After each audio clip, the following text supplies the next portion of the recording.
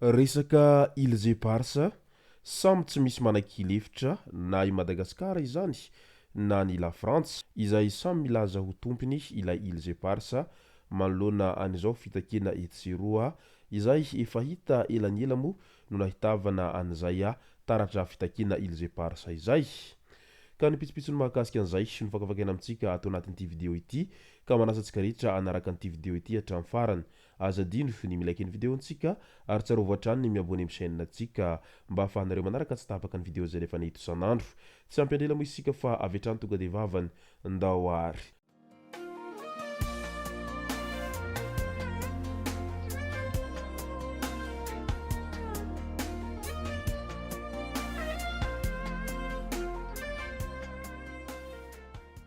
Ny tonga tsy miarahaba hono na mantesitra ka dia faly miarahaba isika rehetra mpanaraka sy tapaka an'ity chaîne ity ny tenako amin'ity androany ity. Araka n'izay efa natsipiko zay dia ny mahakasika ny raharaha îles éparses no tena iompanantsika atao anatin'ity vidéo ity.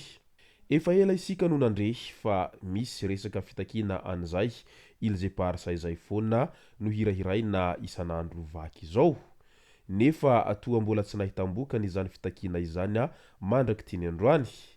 Fony mbola fampilezan-kevitra tany amin'ny taona 2024 dia efa nahitana ny kabariny filoha izay milaza mazava tsara tamin'izany fotoana izany fa vantany voalan'ny filoham-pirenena izy dia tsy maintsy ho takina ireo îles éparses izay nosy ho an'ny malagasy ka tsy maintsy ho averina amin'ny malagasy ary izany indrindra ho izy tamin'izay fotoana izay no tena imatimatesany vantany voalany io izy. Tapitra ihany moa ny 5 taona efa niditra mandavoavao isika amin'izao dia mbola tsy nahitam-bokany izany fitakina izay efa natao hatramin'izay ka mandraky tiny androany izany.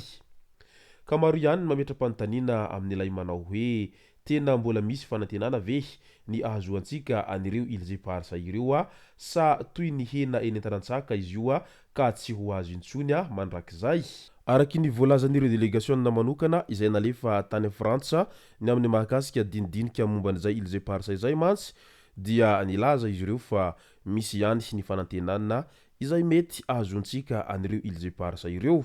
Nefa ny zava-misy araky ny renina ambarany filoha Frantsay ireny dia tsy ny ho famerenana ny îles éparses ho an'ny Madagasikara no tena tanjony fa ny resaka fiaraha-mitantana.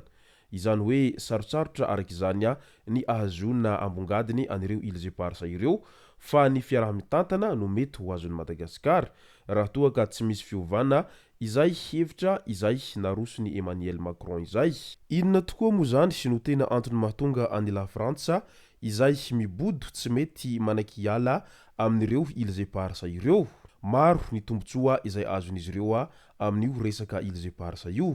Satria manan-karena ireo îles éparses ireo ary izay harena ao anatin'izay indrindra no mahatonga any la Frantsa izay tena tsy manakiala amin'ireo îles éparses ireo.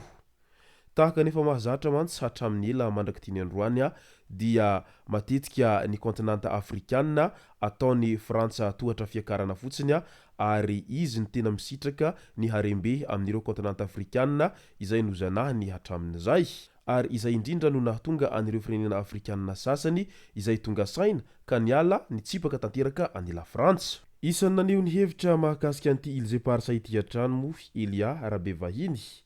izay filohan'ny otrikafo naneho ny heviny amin'ny tsy fahafahampony manoloana ny vokatry ny fivoriana faharoa izay niarahan'i Madagasikara sy Frantsa mahakasika ny nosy malagasy tany Frantsa izay niseho tamin'iny herinandro iny i Elia Rabevahiny izay filohan'ny antoko otrikafo. Lalana mandeha makany amin'ny fiaraha-mitantana izay efa novolavolain'ny Frantsa no hampanekena ny malagasy raha toa ka izany no misy dia lasa fandrebirebena sy fandaniana fotoana fotsiny no atao mahakasika ilay dinika sy mbola hokasena ho tohizana. Ka izay no tokony hahamailo antsika tia tanindrazana satria ilay harena be sy tombontsoa be amin'ireo nosy malagasy ireo no tena mampifingitra ny Frantsa. Ireo anefa dia azo atao fanohitra ho fampandrosoana ho antsika malagasy ka mila mitsangana isika hiaro ny fiandranam-pirenenantsika sy ny tanindrazantsika ho hiatrany ity filohan'ny antoko otrikafo ity. Etsy ankilan'izay mantsy dia nanamafy ny fibodona ny Frantsay milaza ho manana tokonaina ny délégation malagasy. Izany hoe mbola lavitra ny marimaritra iraisana. Efatrandro aty aorian'ny fivoriana andian'ny faharoa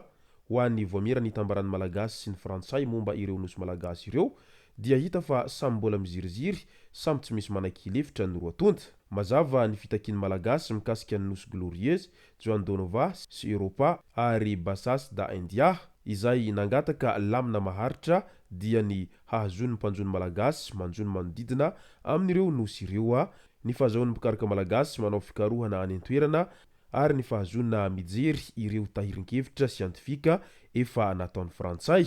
ny frantsay kosa andaniny hita amin'ny tebaka fahafito ny tatitry ny fivoriana izay natao tany Quai d'Orsay Paris Frantsa fa nandray antsoratra ireo fitakiany Madagasikara fa sady nanamafy ny nambarany ho fiandrianany amin'ireo nosy ireo raha izay rehetra izay no atao jery-tota sy atao bango tokana dia tena mbola manjavozavo arak'izany no mety ho fahazahoan'ny Madagasikara an'ireo Îles Éparses ireo satria mbola tsy misy hevitra tapaka mazava tsara ny amin'ny frantsay ny mahakasika an'io resaka Îles Éparses io ny amin'ny hoe mety hanomezana azy ireo any Madagasikara na tsia fa ny zavatra efa narangarangan'izy ireo hatreto dia ny resaka fiaraha-mitantana izay efa nolazainy filoha Emmanuel Macron nandritra ny dia izay nataony tao Madagasikara ka kely ny finoana arak'izany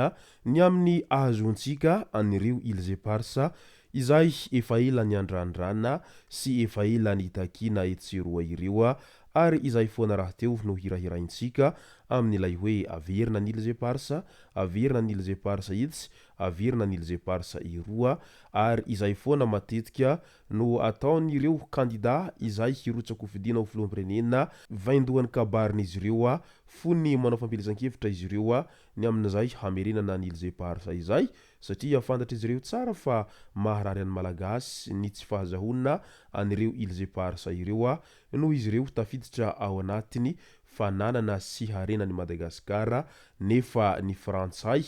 no tena mahazo tombony sy mibodo tsy manaiky-ala amin'izany nosy malagasy izay tokony ho an'ny malagasy izay no masaka azona roso tao anatin'ity video ity tomboky lasy tomboky vavy misaoratsika rehetra nanaraka an'ity video ity hatramin'ny farany azadino ny milaiky ny video antsika ary tsarovatra hatrany ny miabone amin'ny chaîne antsika mba ahafahanareo manaraka tsy tabaka ny video zay rehefa nahito isan'andro tomboky lasy tomboky vavy mankasitraka dia mirary soa